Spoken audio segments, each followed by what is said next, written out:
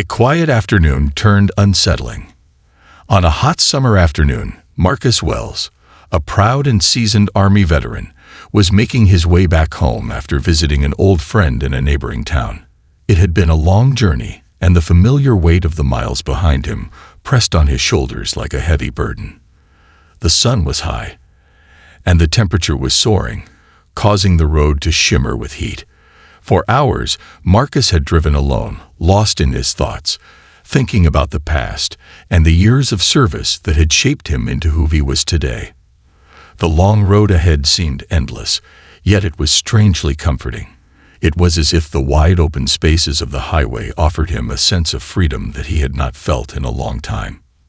Despite the solitude, Marcus found peace in the rhythmic hum of the engine and the gentle swaying of the wheel. The trip had started as a simple visit to an old friend he had served with, but as the hours wore on, the quiet drive had become a moment of reflection. He had not seen his friend in years, and their reunion had been bittersweet.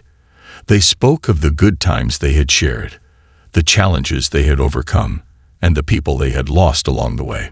But now, as the visit came to an end and Marcus continued his drive home, he couldn't help but feel a little heavier with each passing mile.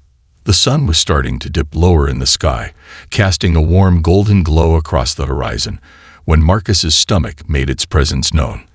A dull ache reminded him that hours had passed since his last meal, and the constant motion of the road had eaten away at his energy.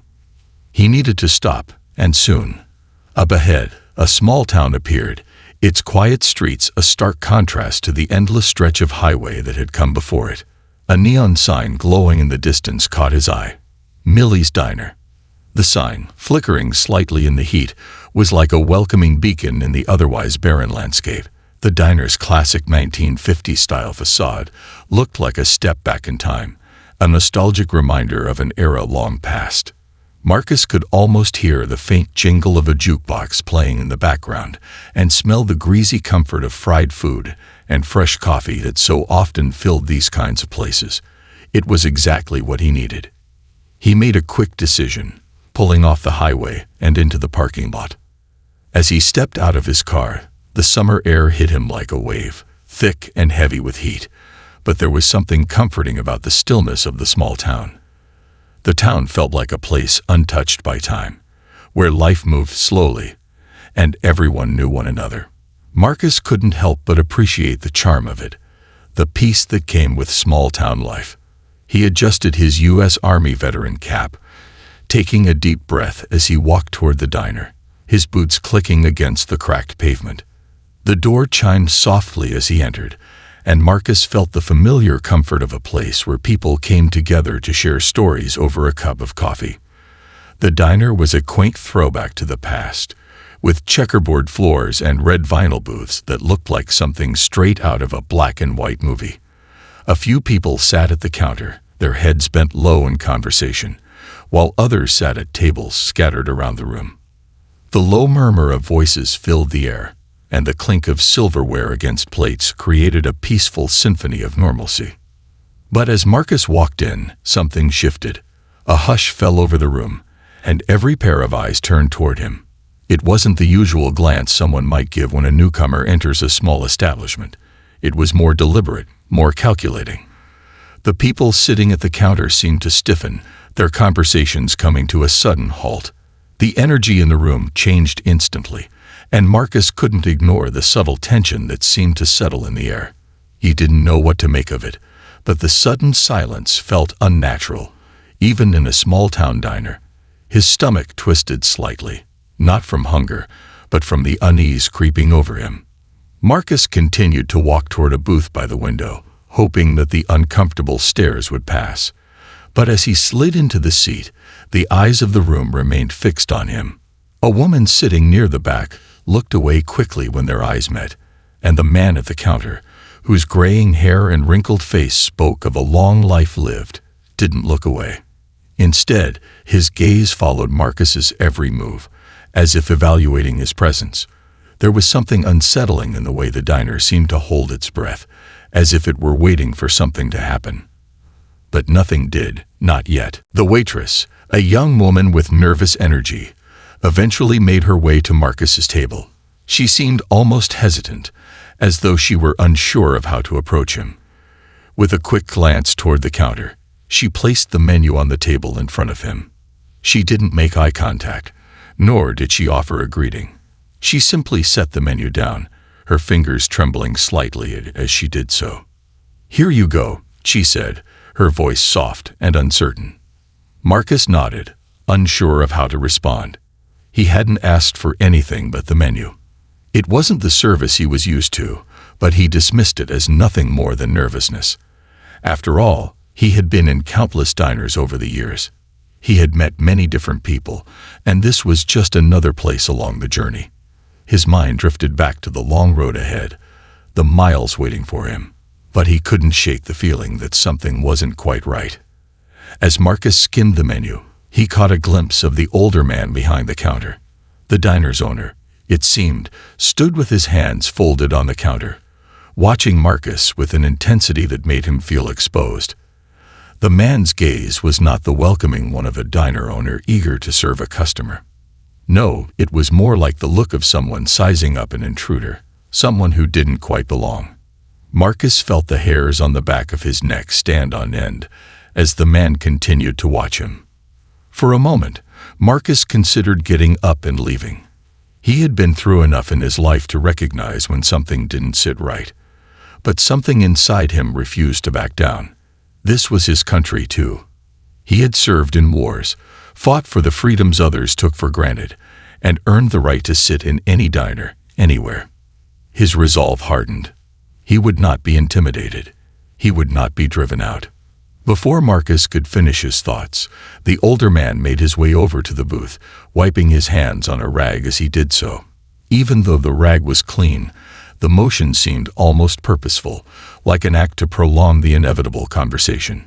He stood beside Marcus's table for a moment, staring down at him with a cold, calculating look. "I don't think you'll be comfortable here," the man said, his voice low and deliberate. His words were more than just a suggestion.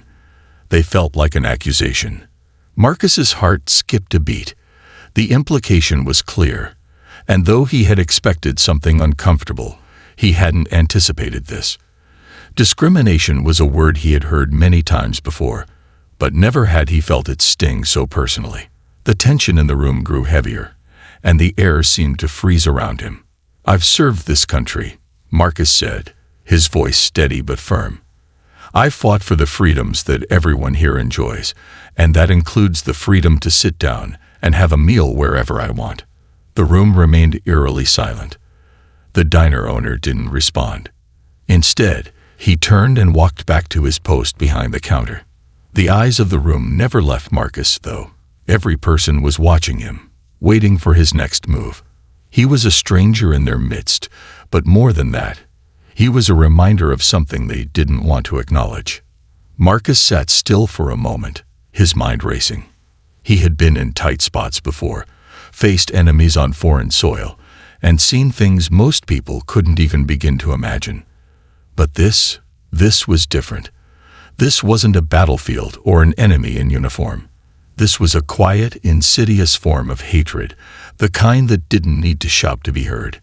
And for the first time in a long while, Marcus felt the weight of being a black man in America, not just a veteran, but a target of prejudice. But instead of letting the anger take over, Marcus made a decision. He wouldn't engage further. He wouldn't let this moment define him or ruin his day. He would walk away with dignity. And in doing so, he would shine a light on something much bigger than a single diner. This was about the future, about equality, and about standing up against the ugliness of discrimination that still, in some corners of the world, held sway. With one last glance toward the man behind the counter, Marcus stood up and left the diner. He didn't look back. The door chimes rang as he exited, but inside, the tension remained thick and heavy, like a storm just waiting to break. As he stepped outside, the heat of the day seemed to press against him, but Marcus felt no warmth. Instead, he felt cold, like the coldness that had just seeped into his soul. Taking a stand. As Marcus stepped out into the dry, blistering heat, The weight of the moment settled around him like a thick fog. The small town, so quaint and peaceful just moments before, now felt like a place where an invisible line had been drawn. It was as if he had crossed it the moment he entered the diner, and instead of a warm welcome, he had been met with cold judgment and unspoken rules that he was not supposed to challenge. His stomach twisted not from hunger, but from the injustice of what had just transpired. The emotions inside him churned, but he forced them down. He had been through countless difficult situations during his time in the military, faced situations far more dangerous than this. But this felt different. This wasn't the battlefield. It wasn't the kind of challenge he was used to facing. No, this was more insidious, more subtle. It was discrimination disguised as hospitality. He stood for a moment outside the diner, taking in the sounds of the town around him. The distant hum of cars driving by, the soft creak of a sign swaying in the wind, the chirp of crickets hidden in the grass. The town seemed unchanged, oblivious to the moment of tension that had unfolded just within the diner's walls. Yet to Marcus, everything had changed. The world outside that diner no longer seemed as simple and safe as it had before. It had reminded him of a bitter reality he had long tried to distance himself from. The fact that despite all his sacrifices, the battles he fought, and the rights he defended, there were still people who saw him as less than. He dug his hands into his pockets, leaning against his car for support. It was a moment of reflection, but also of realization. This wasn't just about one diner or one experience. It was about the wider issues that he knew existed, but had often been able to ignore in his everyday life. Injustice didn't always make itself visible in obvious ways. It wasn't always about confrontations or riots. Sometimes it showed itself in the quiet, sideways glances and the cold words of people who had the power to make you feel small. This moment, though unpleasant, could not be ignored. Marcus knew he had two options. He could let it go, walk away, and pretend that his dignity wasn't bruised. But deep down, he knew that would not solve anything. He had seen too many injustices in his life to simply let this one pass by without addressing it. He had fought for a country that prided itself on freedom, equality, and the right for everyone to be treated with respect. He would not allow that fight to end just because he had retired his uniform. The more he thought about it, the more his resolve solidified. He wasn't just going to walk away. He was going to take a stand, not in anger, but in a way that would foster understanding, encourage dialogue, and inspire change. He knew that if he wanted to make a real difference, he had to approach this in a way that was constructive, not destructive. Pulling out his phone, Marcus stared at the screen for a moment. He wasn't sure where to begin, but the words began to form in his mind. His fingers hovered over the screen as he thought about how best to frame his message. It wasn't just about telling his story. It was about creating a space for others to share theirs. It was about encouraging people to acknowledge the subtle and overt ways discrimination still existed, even in places that seemed so ordinary. With a deep breath, he began recording, holding the phone steady in front of him as the hot wind tousled his hair. He didn't know how this would be received, but he knew that if he didn't speak up, nothing would change. He had faced adversities before, fought in wars, and defended a country that wasn't always kind to him. But today, his battle was different. This was about equality in the everyday, about being treated with dignity, no matter where you came from or what you looked like. "Hey everyone," Marcus began, his voice calm but unwavering. "I'm here outside of Millie's Diner, where I was just told, in no uncertain terms, that I wasn't welcome. You see, I've served this country, fought for the freedoms we all enjoy, and I've seen the ugliness of the world firsthand. But today, I was reminded of something that still exists, even in 2024, discrimination." He paused, his mind running through the words that needed to be said. This wasn't the time for anger. It was a time for honesty, for clarity. "Now, I'm not here to stir up anger or resentment," he continued, "but I am here to share my story. It's not just my story. It's the story of countless others who have faced the same thing, whether it's at work, in stores, or, as I found today, in a place meant for comfort, meant to offer a warm meal to those passing through. It's about respect. It's about treating people, all people, with dignity. Marcus could feel the heaviness in his chest. The injustice was still fresh, but he refused to let it define him. He wouldn't be angry or vengeful. He would let his message speak for itself, and he would allow others to join in. "I don't want outrage," he said, his voice steady. "I want conversation. I want us all to look in the mirror and ask ourselves if we're treating each other the way we deserve to be treated. Because I'll tell you right now, no matter where we come from, we all deserve to be treated equally. We all deserve respect." He took a moment to gather his thoughts, knowing that what he was saying wasn't just about this one diner or this one town. It was about the larger fight for justice and the importance of confronting the realities of discrimination, no matter how uncomfortable they might be. "I know I'm not the only one who has faced this," he added. "There are millions of people who are told, in ways big and small, that they don't belong, that they don't have a right to the same opportunities, the same respect as others.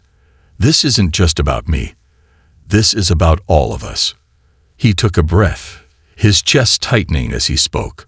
"So I'm putting this out there to spark a conversation. I want us to think about the kind of world we want to live in, the kind of world where every person is treated equally, no matter their background. If we're going to make a real change, we have to start by opening our eyes, having tough conversations, and showing up for each other." Marcus ended the video with a simple message. "This is what discrimination looks like in 2024. It's time to make a change. Let's keep talking. Let's keep fighting for what's right." When he uploaded the video, Marcus sat in his car, waiting for the responses to come in. The message was raw and unfiltered, but he knew it was the right thing to do. He wasn't calling for violence or division. He was calling for unity and understanding. The world needed more conversations like this, conversations that brought people together to solve the problems that divided them. The video went viral within hours. People from all walks of life, all backgrounds, began sharing their stories. Some were veterans, some were civilians, some were from small towns, others from big cities. But they all shared one common thread: the desire for a world where respect and equality were the norm, not the exception. As the comments poured in, Marcus felt a wave of solidarity. People were angry, yes, but they were also hopeful. They were willing to stand with him, to fight for what was right, and to call out the injustices that still existed in everyday life. His message wasn't about creating division. It was about calling people to action, to stand together and demand that everyone be treated equally. Within days, news outlets picked up the story, and the attention on Millie's Diner grew. But Marcus didn't want to focus on the attention. He wanted to focus on the conversation, the dialogue that had been sparked in every corner of the country. It was a moment of reflection for many people, a moment of realization that discrimination wasn't something relegated to the past. It was a present-day issue that needed to be addressed head-on. But Marcus remained focused. He was not interested in the spectacle. He was interested in change. And the first step was always the hardest: speaking up, standing firm, and letting others know they weren't alone. He had already decided that the next step was to return to that small town. Not as an angry protester or a victim, but as a man who believed in the power of peaceful change. He would show up again, not to confront anyone, but to continue the conversation. Because in the end, it wasn't about one diner. It was about a country coming together to end the divisions that still kept us apart. The battle was far from over, but Marcus knew that by taking this first step, he had already made a difference. The road ahead was long, but it was one worth traveling. And in the end, he believed it was the only road that would lead to a future where every person, regardless of their race, background, or identity, could sit down and enjoy a meal without fear of rejection. A call for unity. In the days following Marcus's video, The conversation about equality and respect that had been sparked by his experience in Millie's diner was only gaining momentum. His phone buzzed constantly with messages from people across the country, some expressing their gratitude for his courage, others sharing their own stories of discrimination. It seemed that Marcus had tapped into something bigger than he had realized. The story, though painful, resonated with so many. It wasn't just about one man or one diner. It was about something universal. It was about the need for change, the desire for understanding, and the call for everyone to be treated with the dignity they deserved.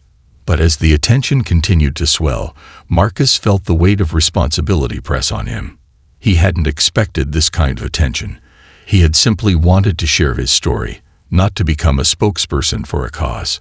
Yet, here he was, standing at the forefront of a movement he hadn't even set out to start.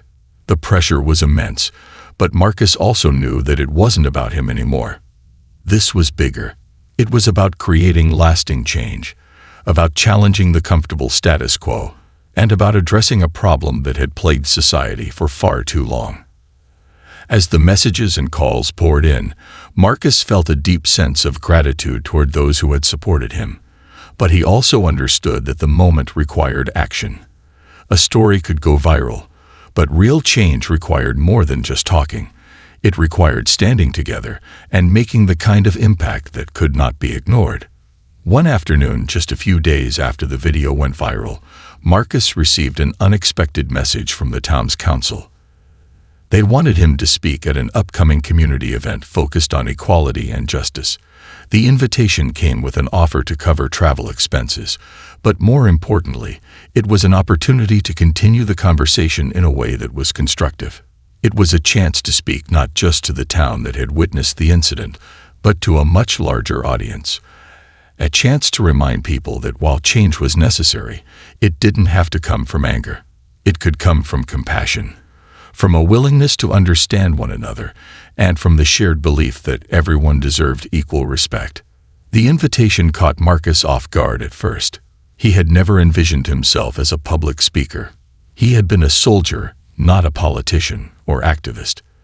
But as he read through the message, he realized that this was the moment he had been preparing for all his life. His time in the army, his years of service, had taught him how to lead in difficult situations. It had taught him to stand tall even when faced with adversity. And now he realized it was time to lead again. But this time, it wasn't on a battlefield. It was in a community, using his voice to advocate for change. Marcus agreed to speak at the event. He knew it was an opportunity he couldn't pass up. But as the event day approached, his anxiety grew. He wasn't sure how to structure his speech or what words would carry the most weight. He didn't want to come across as preachy or condescending.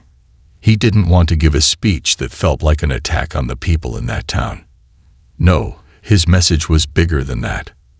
He wanted his words to bring people together, not divide them.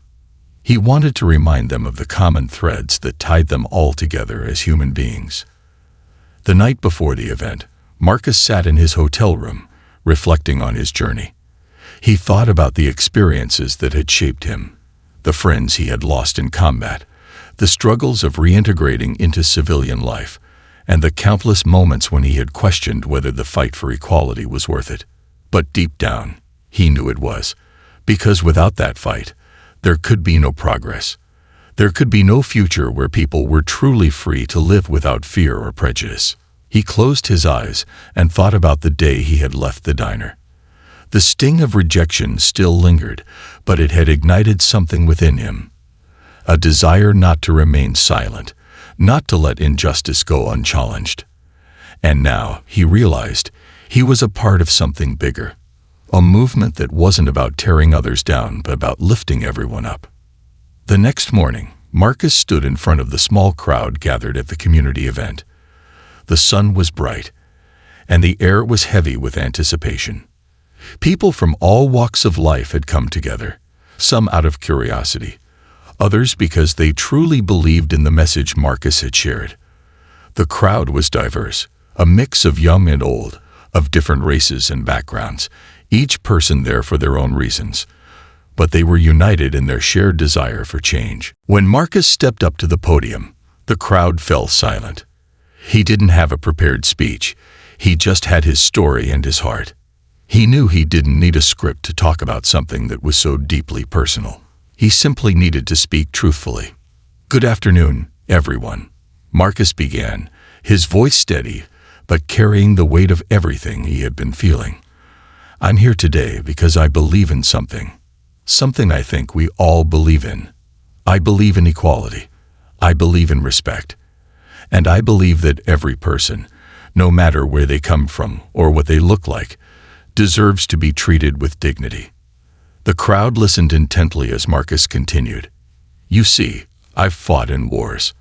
I've served my country, and I've seen things most people can't even begin to understand. But there's one thing I've learned above all else. The battle for equality is far from over. We can't just assume that because we've come a long way that everything is fine now. No, we have to keep pushing forward. We have to keep talking. We have to keep fighting for what's right." Marcus paused, letting his words hang in the air for a moment. He could feel the weight of the silence, the energy in the crowd shifting. He wasn't sure if it was anger or sadness or something else, but he could sense that people were starting to understand. This wasn't just about him. It was about all of them. "Discrimination doesn't just happen in big, obvious ways," he said, his voice growing stronger. "It happens in small, quiet moments, in the way someone is treated when they walk into a store, the way people look at you when you're different. It happens when someone says something cruel under their breath and expects you to just take it. But it doesn't have to be this way. We can change it. We can make this world a place where everyone feels like they belong." The crowd was silent for a moment, as if everyone was processing his words. But Marcus wasn't done yet. This wasn't the time for silence. It was the time for action. "We all have a role to play in this," Marcus continued. "Whether you're a teacher, a student, a worker, or just someone who's been through tough times, we all have a part to play. Change starts with us, with the way we treat each other every single day. If we can't treat each other with respect, how can we expect the world to change?" His voice rose, now full of conviction. "This isn't about blame. It's not about pointing fingers. It's about asking ourselves what kind of world we want to leave for the next generation. Do we want to leave them a world full of hate and division? Or do we want to leave them a world where everyone is treated equally? A world where respect is the norm, not the exception?"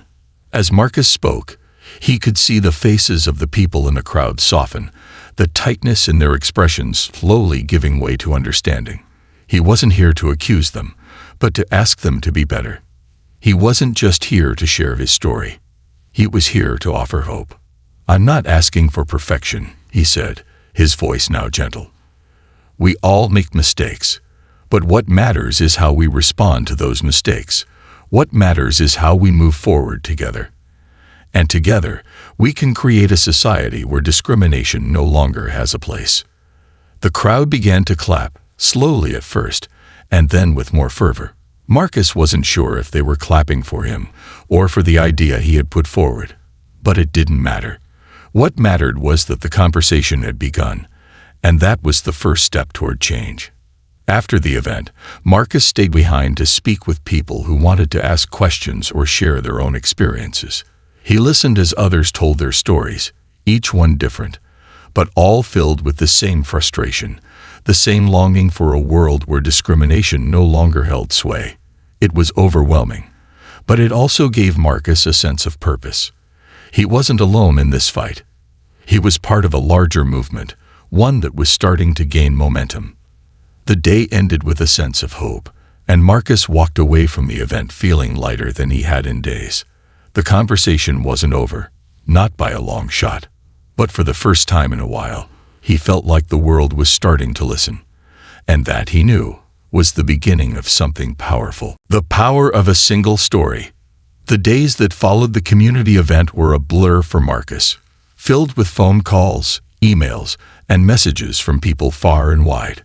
His words had resonated in ways he had not fully anticipated, And the story of his experience at Millie's Diner continued to spread across social media. It wasn't just about the small town where the diner was located anymore. It had become part of a larger conversation about discrimination, equality, and the need for change. Though the media coverage had certainly amplified the conversation, Marcus knew that the real power of his story came not from the attention he had garnered, but from the way it made others reflect on their own lives. People from every corner of the country began to share their own experiences, stories of the times they had faced discrimination, exclusion, or unfair treatment. It was a humbling and at times overwhelming experience, but it also confirmed something Marcus had always believed. Change was possible, but only if we acknowledged the problem and worked together to confront it. Marcus had received messages from veterans, students, teachers, business owners, and countless others who had experienced various forms of prejudice. The stories shared with him ranged from subtle microaggressions to more overt acts of discrimination, but they all had one thing in common. They were moments in which people had felt less than, as though they didn't belong in their own country, in their own society. And these stories, although painful to hear, were important. They showed that the issue of discrimination was pervasive. It wasn't just a relic of the past, something that could be swept under the rug.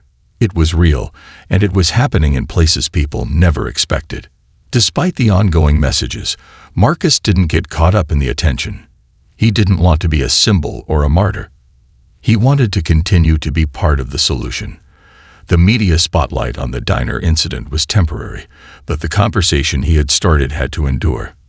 The viral video was a catalyst, yes, but now he had to ensure that the momentum didn't fizzle out. There was still work to be done. One afternoon, he sat at his kitchen table, reading through the hundreds of messages that had accumulated over the last few days. He was struck by the raw emotion in the stories people shared. Some were from people of color who had experienced similar discrimination, while others were from white people who had been moved to reevaluate their own biases and privilege. The overwhelming majority of messages were expressions of support, solidarity, and a deep desire to see a world where equality wasn't just an aspiration, but a reality. But amidst the messages of support, there was one that stood out to him. It was a simple note from a woman named Clara, who lived in the same small town where Millie's Diner was located. Clara wrote about how the event had shaken her deeply, causing her to reflect on her own biases.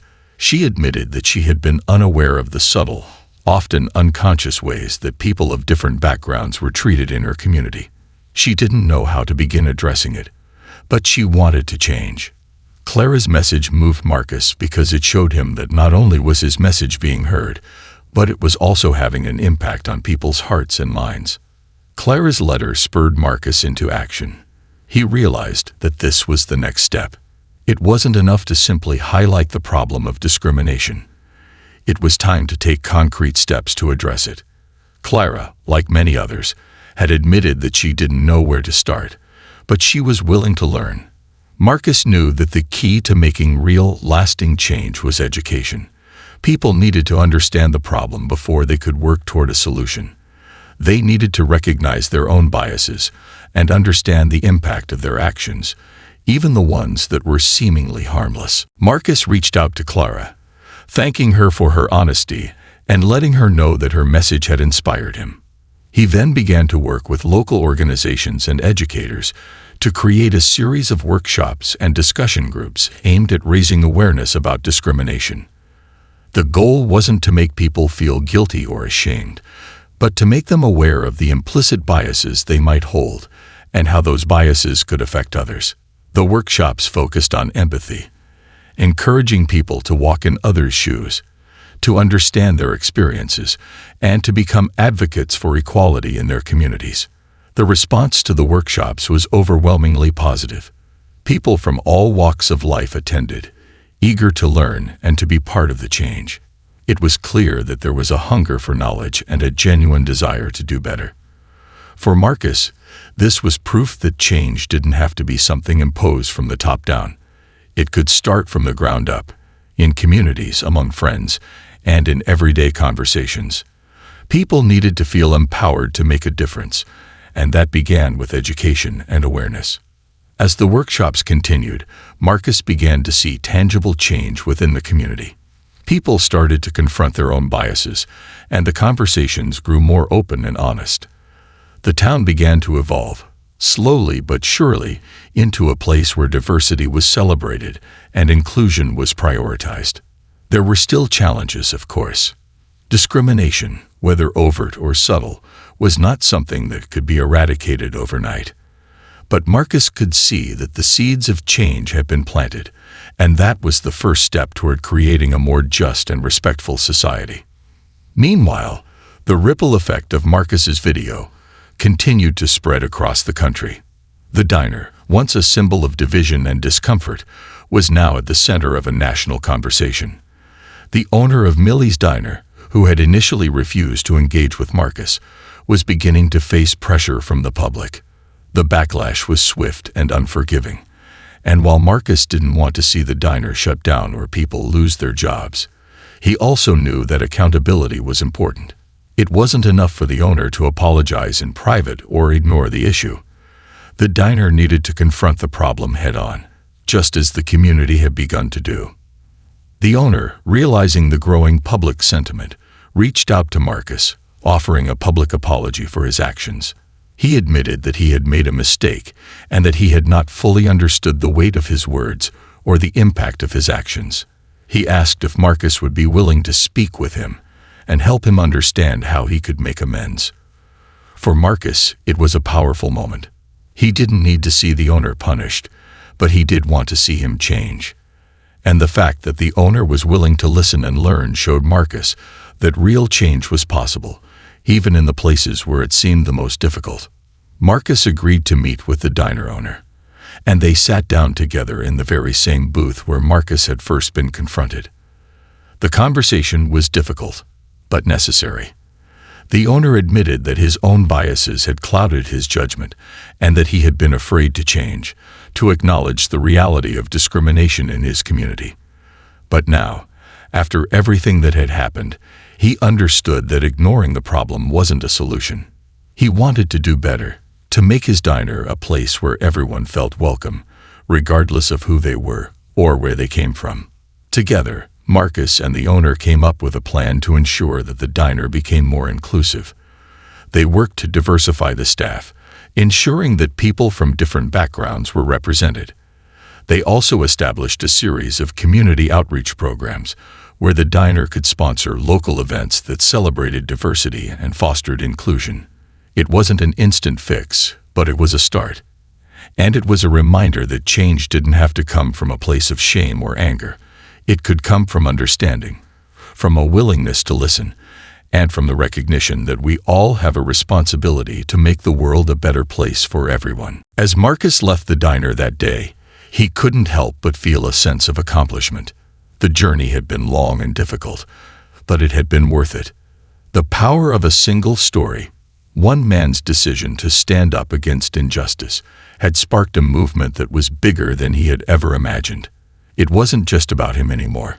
It was about everyone who had shared their own experiences, everyone who had decided that they, too, wanted to be part of the change. Marcus knew that the road ahead would be long, and there would be setbacks along the way.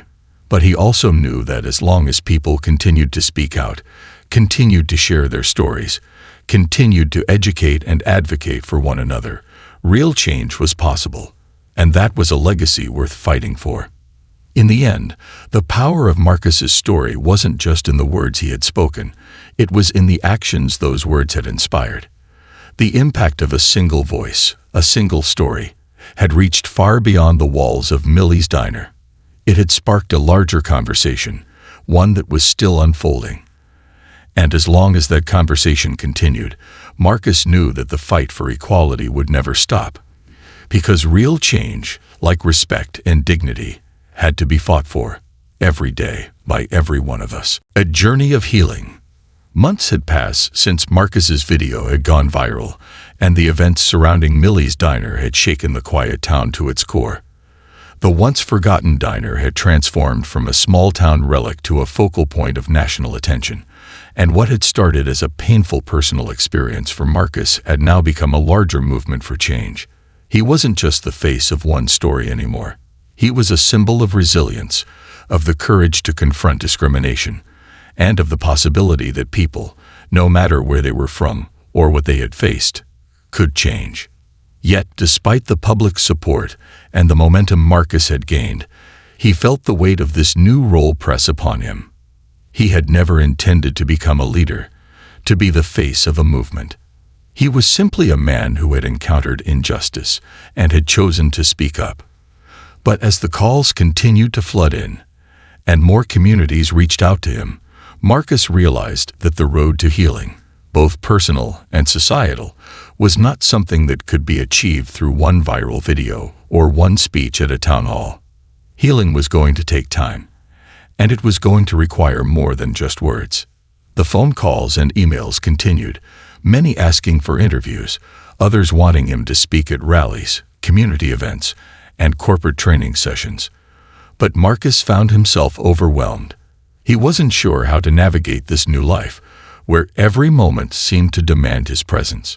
He had not asked for fame, nor did he seek recognition.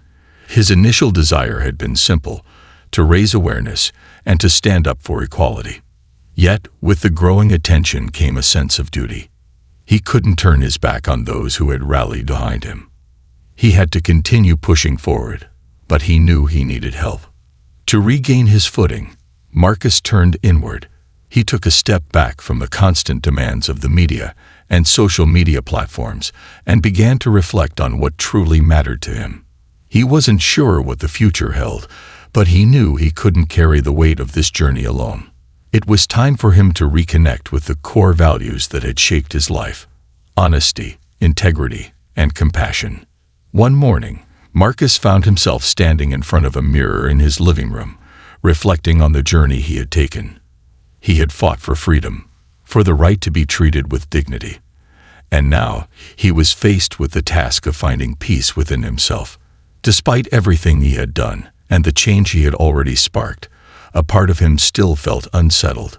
He had faced discrimination, yes, but there were still moments when he felt like the wounds from that day at the diner hadn't fully healed. And perhaps he realized that was part of the process. The healing wasn't linear. It didn't happen all at once. It was something that would take time. The emotional toll had been more significant than Marcus had anticipated. He hadn't expected the emotional roller coaster that came with speaking out. The public support was comforting, but it didn't change the fact that he had been hurt. The humiliation, the stares, the cold words, it was all still fresh in his mind. Yet despite the pain, he refused to let those moments define him. His story was bigger than that. And as he looked in the mirror, Marcus decided that it was time to find a way to heal, not just for him, but for those who had been inspired by his actions. Healing, Marcus knew, wasn't just about addressing the hurt caused by others. It was also about creating opportunities for reconciliation and understanding. He had seen firsthand how powerful an open conversation could be. The community workshops, the conversations in town halls, and the messages from people who had been touched by his story were signs that change was happening, even in the most subtle ways. But this wasn't just about pointing fingers and assigning blame. It was about forgiveness. It was about coming to terms with the fact that we all carry burdens, and we all have a role in either perpetuating or dismantling injustice. Marcus knew that forgiveness wasn't something that came easily. He had experienced hurt, not just from the owner of Millie's Diner, but from a system that had often failed him, from a society that had allowed such discrimination to persist. But as he thought about his role in this movement, Marcus realized that healing had to begin with him. He needed to forgive, not to absolve others of their wrongdoings, but for himself. Holding on to anger would only perpetuate the cycle of division. If he wanted to be part of the solution, he needed to find peace within. And so, he began the work of healing, not just through activism, but by taking time to reconnect with the things that grounded him. He spent time in nature, walking through the quiet woods near his home, listening to the wind and the rustle of leaves. He spent time with his family, the people who had always supported him. and who had been his anchor throughout his life.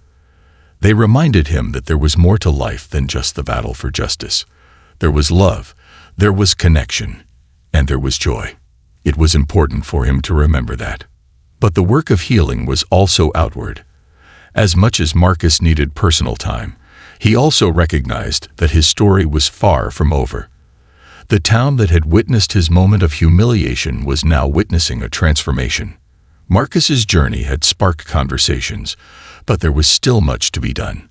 He had started a dialogue, yes, but now it was time to expand that conversation to other towns, to other communities, and to larger institutions that still held on to outdated systems of discrimination. Marcus had already met with community leaders, activists, and local organizations to discuss ways to improve racial equality. He had worked with schools to create educational programs that taught children about inclusion, empathy, and respect for diversity. He had spoken to corporate leaders about the need for diversity training in the workplace, and had even worked with local government officials to develop new policies aimed at creating fairer systems for all. But Marcus knew that the work of healing wasn't just about one person. It was about all of them. Everyone who had felt the sting of prejudice, everyone who had been made to feel less than. It was about creating a world where every individual was given the same opportunities, the same respect, and the same dignity. It was about recognizing that the struggle for equality wasn't just a fight for one group of people, it was a fight for everyone, for a society that was built on fairness and inclusion. With the support of local activists and community leaders, Marcus helped organize town hall discussions where people from all walks of life could come together to share their experiences. These forums became a space where people could talk openly about the biases they had faced and the ways they had perpetuated those biases without even realizing it.